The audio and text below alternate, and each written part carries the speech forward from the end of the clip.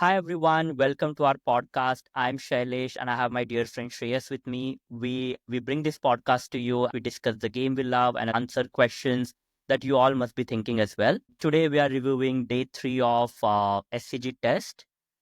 As you already know the result, Australia won by 6 wickets. It was a disappointing test match. Shreyas coming back to day 3, we came up with a lead around 140. We were expecting to add at least 40-50 runs with 4 wickets in hand. It shouldn't have been that difficult to add 30-40 runs even on this track. But just 16 runs added today in the first session by Indian team before losing those 4 wickets. And then 160 was always going to be not enough. What did you reckon? Australia actually bowled really well to start with today. There was just that one loose ball which Jadeja put away, and that woke up Patrick Cummins to realize the importance, and he started bowling really well again. But I believe we should have tried something different today, considering we had two proper batsmen on the crease and shown some more urgency in terms of trying to get the runs that we need. Even Washington, for that matter, he tried. I believe this number doesn't suit him. He's not a person who can bat with the tail. So in the earlier games, it was Nitish Reddy who was batting with the tail, and he seemed to do a better job of doing that. So probably missed a trick there by playing Washington Sundar so low. I don't think there is anything that we could do with the wickets that we lost of Jadeja and even for that matter Washington. That was an absolute peach. So I think fairly disappointing considering we needed 200 to make a challenge of it, and probably 250 if we knew Bumrah was not going to be on the park. Overall, not a great batting display from India. Agreed. It didn't even look like we came with the right strategy or intent. I mean, management probably knew that Bumrah is not going to bowl. So when Jadeja and Washington Sundar came to bat, Jadeja again poked at a ball, could have left it. It was slightly outside off stump. One could argue that that was a great ball from Cummins and he edged it. But then I didn't even get a feel that Washington also had any real strategy. We didn't send Prasidh Krishna up. He can score a few runs. He scored 30 odd runs in that India A match against Australia in MCG. He could have been used at number 9 instead of sending Siraj, who probably wasn't going to score many runs. So it didn't look like we had the right ploy. And then again, Washington got a great ball. So he was already lost. He didn't know what to do. And adding just 16 runs to the total was definitely disappointing. Batsmen would be disappointed. But again, going back to the bowling, we had 10 extras or 10, 12 extras in the first 2 overs, like a wide delivery from Siraj that went for 4, a wide ball from Prasidh Krishna that went for plenty in the first over. So again, no proper planning or no proper execution, especially in the first couple of overs when India knew that they really needed to start on a good note. 58 for 3, chasing 162. We were probably in the game, but just didn't quite bowl in right areas. Yeah, I think it was not for a lack of strategy. I think we did have a strategy, we just did not execute well. When you have a small total of 160, it is very important that you set the tone for the innings in the first couple of overs. We conceded 35 in the first 3 overs. This is the most Australia has ever scored in a test match. So in a small chase of 160, if you've conceded 35 in the first 3 overs, you are already way behind in the game. And then after that, Siraj, he looked tired as well, and he couldn't get that outswinger going, which is why he was effective in the first innings. So he was trying to continuously ask the umpire to change the ball as well. But that didn't work for him. And then Prasidh Krishna as well was fairly loose in his bowling. So overall, not a great performance by the Indian team. We were a bowler short. If we just kept it tight and let the pitch do the rest, like the Aussie bowlers did, they did not do anything different. Apart from Pant, they did not have to do anything different. They had to just keep it on a string and let the pitch do the talking. But with India's bowlers, it always seemed like we were trying to get the wickets. We did not have to try. We just had to keep it tight. Probably at the end of a long series, everybody was tired as well. But yeah, overall, fairly disappointed with the way we ended the series. We've always been up for a fight, but ran out of gas at the end there, I think. And bowlers did fantastically well throughout the series. So this wouldn't be on the bowlers because they bowled their hearts out throughout the series. Though Siraj didn't have the best series, but he did a good job as a second bowler supporting Bumrah. And we have newcomers like Harshit Rana, Akash Dev. They didn't have the level of experience. So bowling unit was weak, but still I think as a whole, with Bumrah's brilliance, we did well. But let's talk about the batting. This series was lost because of the failure of our batting unit and collectively. And when I look at even the fifth test match, we had out of form batsmen. Pant came out well in this match, so finally he got some runs under his belt. Virat was struggling. We had Gill struggling. He wasn't coming up with a lot of runs. So they were trying to find some form. But even informed batsmen like KL Rahul, Jaiswal, and Nitish Kumar Reddy, they will be disappointed. Especially KL Rahul. He played a fantastic knock in Perth. In Brisbane, again, he batted beautifully. In Adelaide also, it looked like he got a start, but couldn't convert. Missed out in MCG. So I was really hoping that finally now in the final test, he can use his form and score some runs. So he would be disappointed that he started a series where it looked like this is going to be KL Rahul's series, but ended as an above average batsman. And even Nitish Kumar Reddy was in a decent form, scored 100 in MCG. You would expect a little more from him. So collectively, batsmen not in form, they were anyway struggling, and even batsmen in form just couldn't contribute.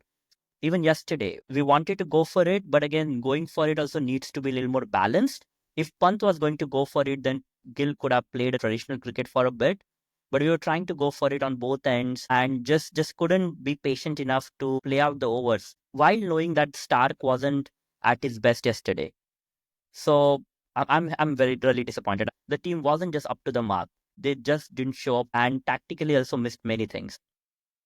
You expect as a fan, right? If you're able to see glaring tactical mistakes that the team made, then that means they've not been on the top of their game. So if it is a skill issue or if it is Aussie bowlers were better, more skilled, or Aussie batsmen were more skilled than ours, then we can understand if India lose that.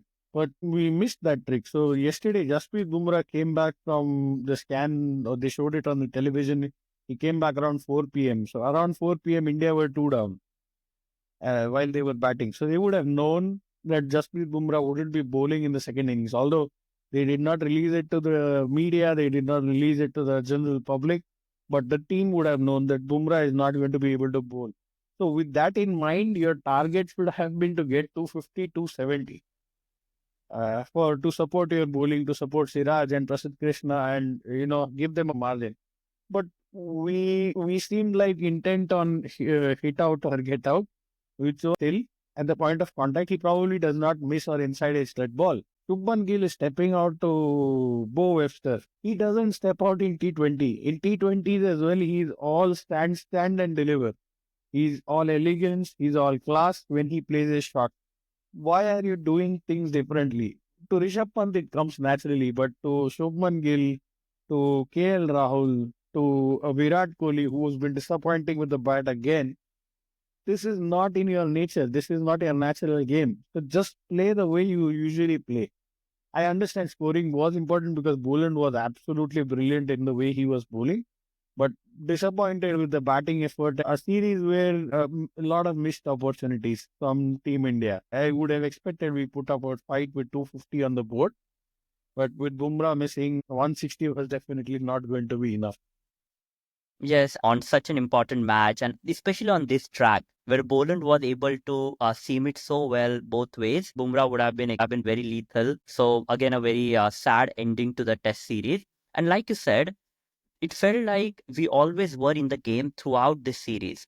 There were opportunities in Melbourne, that drop catch from Jaiswal. It could have changed the entire complexion of the game. Barring Brisbane and Adelaide, we were in the game. Even in Adelaide, if we had held on to the catches, probably we could have had an outside chance. But it's over and over again, we just can't capitalize on those critical moments. We are not able to seize those moments. And then somewhere somewhere the players are not stepping up. So extremely disappointing end to this series. But what a fascinating series. It became a nail biter, came down to the final test match in the final couple of sessions, which could have decided who will hold the Border Gavaskar trophy.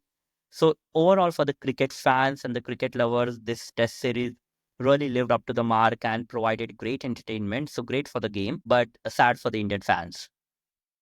So I would agree. It's been a fascinating series. We've watched and discussed it so much. We are right. We were in the game in Adelaide and Brisbane. The series was set up by Cricket Australia in a way that they would already be winning by the time we came to Melbourne and Sydney. So it was a good start to the series, which actually kept us in the game. Melbourne, we missed our opportunity. Sydney, we missed our opportunity. So it's a bit sad, but overall, I would say this is one of the best series that we followed in such detail on every ball of this series. And I thoroughly enjoyed the way India fought in the series, although did not end up on the right side. One player I would say would deserve to be on the winning side was Jasprit Bumrah. I feel very bad that a bowler in such peak form, Scott Boland has 18 wickets in this series. Jasprit Bumrah has 32 without bowling one game. Without, bowling for, he bowled 7 overs in this game or 8 overs in this game. He had an amazing series, one for the ages, but still ended up on the losing side, probably due to poor batting performances from our side and lack of probably missed opportunities as well. But overall, a great series. Hopefully, we learn from this. That's the most important thing. I don't want to see a repeat of the India New Zealand series and then the India Australia series again next year when we go to England. It is imperative that we learn from this. You can make a mistake, you can have a bad game, you can have a bad series as well, but important that we don't repeat the same mistakes. Yeah, a lot of positives and a lot to think about. I think Nitish Kumar Reddy came out really great. So great prospects for the future. Prasidh Krishna, I think he can be a good asset if he really develops his bowling further. Harshit Rana, again, an exciting talent. Yashasvi Jaiswal did amazing. So a lot of things for Indian team to sort out and figure out. Rohit Sharma talked about in his interview that he's not retiring. So that's a good sign. He probably wanting to work hard and play another series or two. Virat Kohli, there was speculation, so we don't know what's going to happen. So look forward to that England Test series. But meanwhile, a lot of cricket coming up. T20 matches are coming up. Champions Trophy is coming up.